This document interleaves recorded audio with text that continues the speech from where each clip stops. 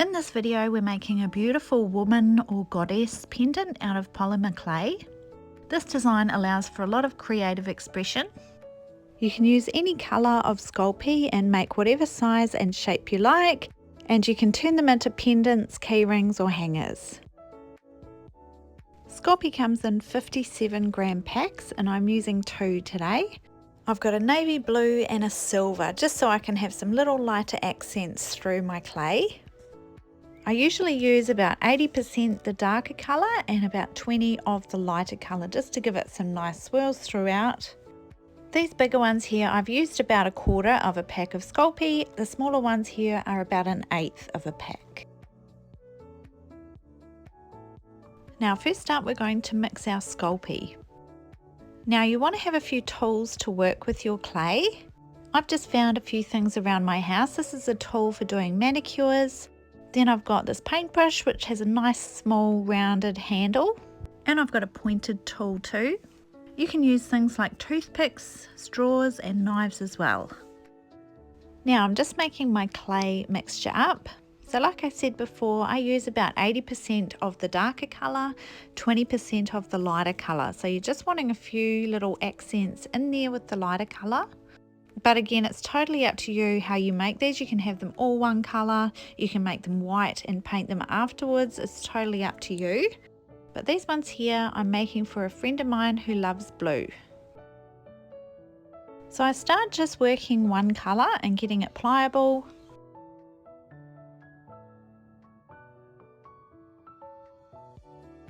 Then I grab my lighter colour and lay them down together, and then I just sort of twist them together. There's no right or wrong way of doing this. In fact, there's probably 50 different ways you can.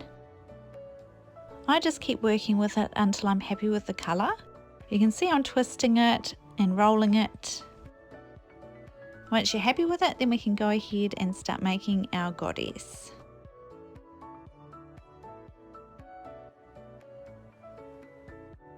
Now we start working with our clay to form it into our goddess pendant shape. So I start by making a sort of leaf shape or a surfboard shape with a point at the bottom, and then have it coming up and around a bit bigger, that sort of shape to show the hips.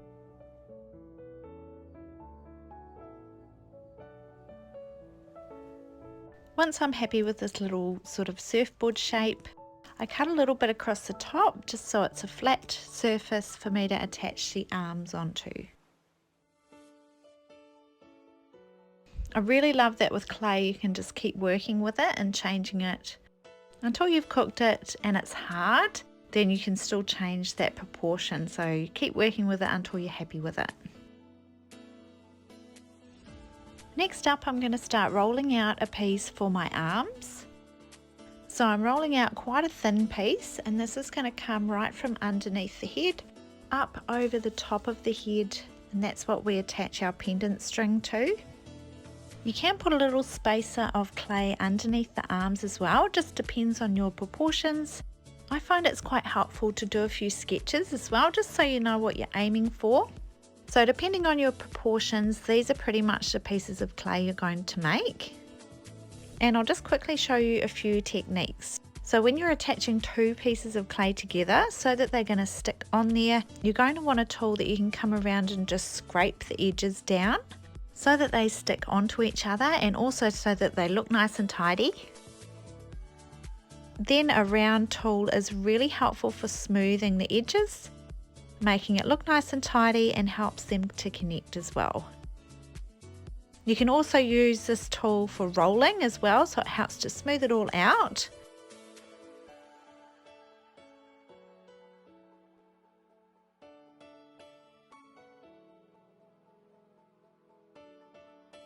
Now you want to roll out a nice long sort of skinny length for the arms.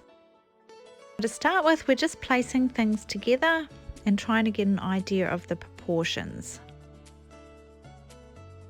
So we'll make our arms first and then the head, and just tweak things as you go. If they need to be a little bit bigger or smaller, you can adjust them as you go.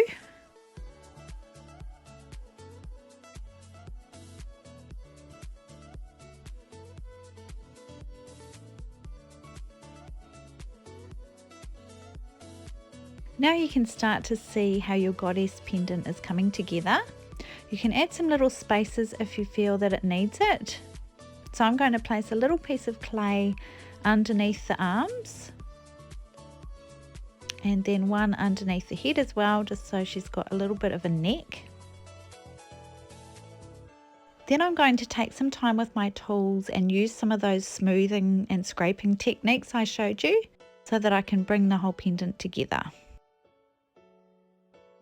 The other thing that's optional is that sometimes I put a little piece of wire inside the clay to strengthen it. So it depends on whether your pendant is going to be a necklace or if it's just going to be hung somewhere and then left, like not have any force on it.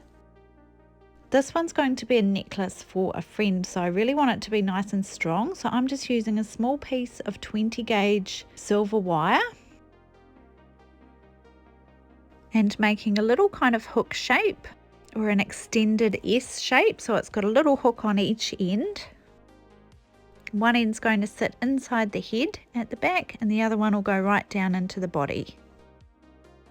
I'm going to place it on the back of the pendant and cover it with a little bit of clay, and that's just going to give it a lot of extra strength. They do okay without the wire as long as you've attached each piece really well, and as long as it's not going to have a really hard life with a lot of use. Now we're going to take our tools and gently work our way around the pendant, focusing on all the parts of clay that join together. So I'm just using those scraping techniques to scrape along all the edges and start to shape the pendant. So I'm just shaping the neck here, pushing it in a little bit around the neck as well, making sure that the arms are attached to the body, making sure I'm happy with the shape of everything as well. So you want to go around and work each angle on the pendant, and then we're also going to flip it over and do the same on the other side and attach our little piece of wire on the back as well. Use whichever tools you like for this part, whichever ones are giving you the best results. And if you need to add a little bit of extra clay, that's fine as well. So I just feel like this part here needs to be built up a little bit, just in the neck area and down over the arms, just to make it more in proportion. So I'm just adding another chunk of clay here, and then I'll smooth it on around all the edges as well.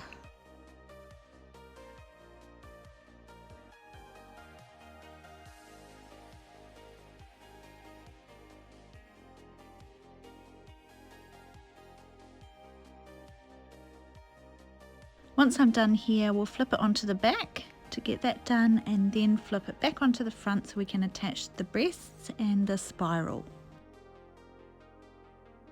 Now once you're mostly happy with this front part, we're going to gently remove it and just have a look at the back.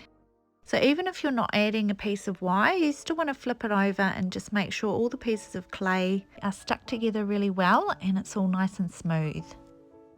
But in my case, I'm adding this little piece of wire here as well. So I'm just going to start to size it and then gently push it into the clay a little bit, making sure that there's a hook part in the head and that wire comes right down and into the body. Gently pushing it in a little bit, and then I'm going to place a little bit of clay on the top and then smooth all that clay out as well, and that will secure that wire in there.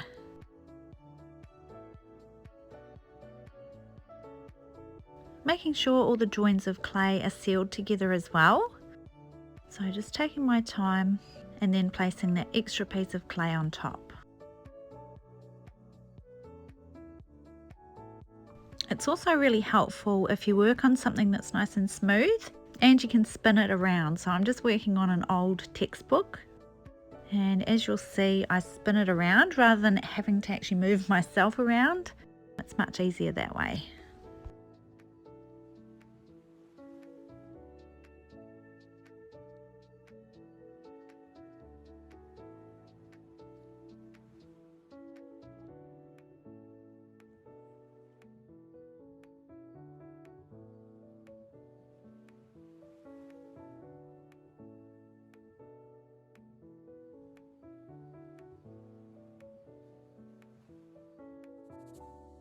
Once you're happy with the back and it's all smoothed out nicely and that wire is hidden, then we can gently flip it over and put our last bits of detail on the front.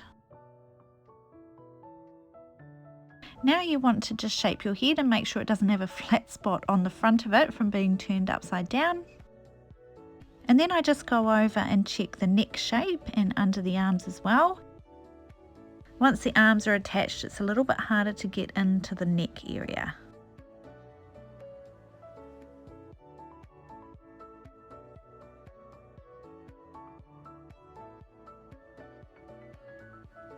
Now we can bring our little arms up and over the top of the head, just making them look nice and in proportion, however you think that is.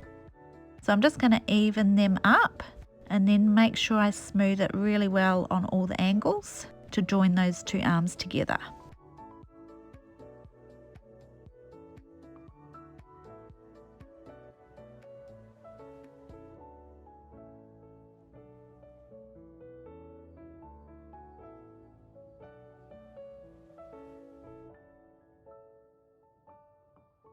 Once you're happy with those arms reaching over the top and everything's joined and well proportioned, then it's time to add the breasts and the spiral onto the body if you want one. Now these obviously depend on the size of your pendant and how big you want them. Same with the spiral as well. So I just make two little balls about the same size, checking them for the right proportion and placing them on the chest. And then you can attach them by using those same scraping methods around the sides to attach them onto the body.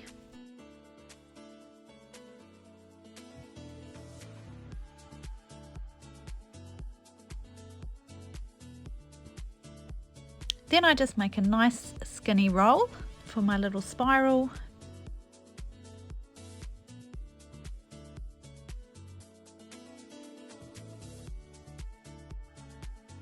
And lay that down onto the body part in a spiral design, and then we're going to come around with our tools and secure the spiral on and also go around both breasts so that they're attached as well.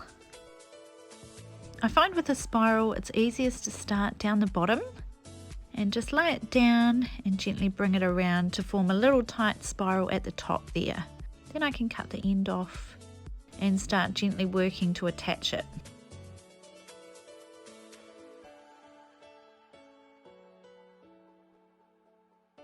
Now you can really take your time with your tools, checking over all of those little edges and making sure everything's secure and looking nice and neat and tidy. It's optional as well, but I normally use some isopropyl alcohol and a cotton bud and just wipe over the design as well, just to smooth out those edges and if there's any marks or fingerprints or anything like that. It helps to make it all nice and smooth.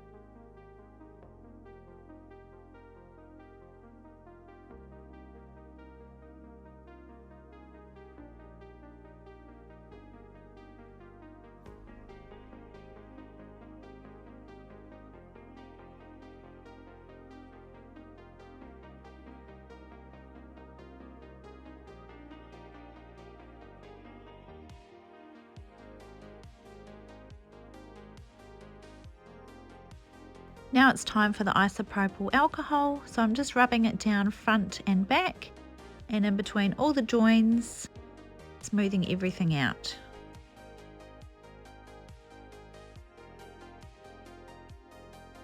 Then you want to gently place it on your baking paper, making sure it stays in shape. And then you can pop it in the oven, following the directions on the packet. It's usually quite a low temperature. Mine says about 275 Fahrenheit or 130 Celsius, and that's for 15 minutes for each 6mm thickness of clay. Careful getting them out as they may be hot. But once they're cooled down, you can check them all out. And then I like to make a reusable sliding knot necklace, or you can attach a little piece of string if it's going to be a hanger. I'll put the link below to my other video on how to make these simple necklace cords. So you can pop one of them on and then start enjoying your handmade goddess pendant.